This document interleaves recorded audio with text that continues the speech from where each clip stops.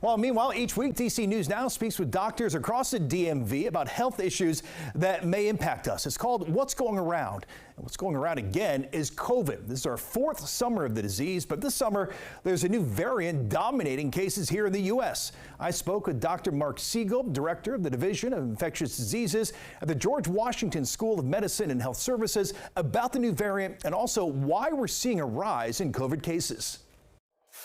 I think it's multifactorial. I think firstly, there has been a change in the variant, the Omicron variant that was the XBB variant to the EG variant that is now circulating. And that seems to have made the variant more transmissible.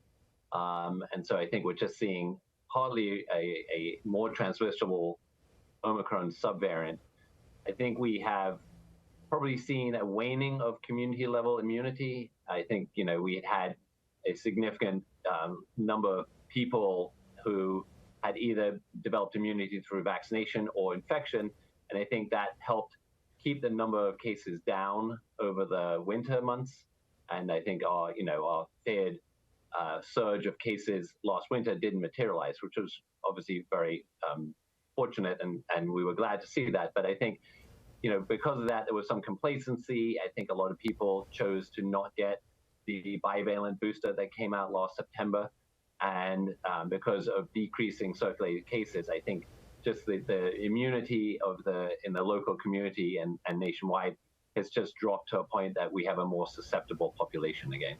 Dr. Siegel, you mentioned the new variant. Do you expect the booster shot to prevent it and work well with this new variant?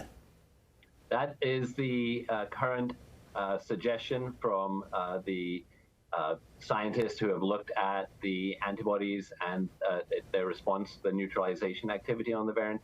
They even suggest that the bivalent vaccine that is currently available has actually good protection against this current circulating strain. So if people don't want to wait for the updated COVID booster that should be out sometime in September, hopefully no later than early October, there's still the opportunity to go out and get the current bivalent COVID booster that's been around since September of last year. As kids get ready to head back to school now, a lot of people, a lot of workers heading back to the office, perhaps for the first time in a couple of years after working from home. What's the best way to protect ourselves? And also, what do you think short-term and long-term we're going to see with COVID? I think, we will see obviously increasing numbers for the next, several weeks, if not a month, before we start seeing a decline. I think you're correct that with kids going back to school, there'll be more transmission in schools. And so I think, we are probably going to see increasing numbers for a while yet. I think, hopefully the numbers don't get anywhere close to where we had over the Delta peak. And, it looks like this is a variant of interest because it doesn't have increased severity of disease. It doesn't seem like it's going to be anything close to Delta variant as far as severity.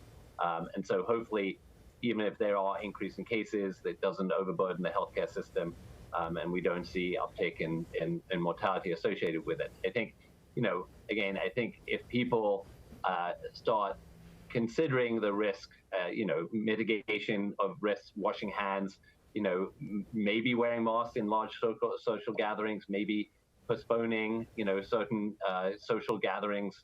And the best thing we can do is get vaccinated. I think, the vaccines have proven themselves effective.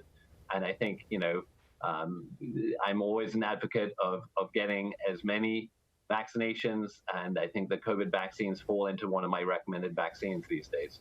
Well, Dr. Siegel, we appreciate you taking some time, lending your expertise and insight in talking about COVID. Thank you very much.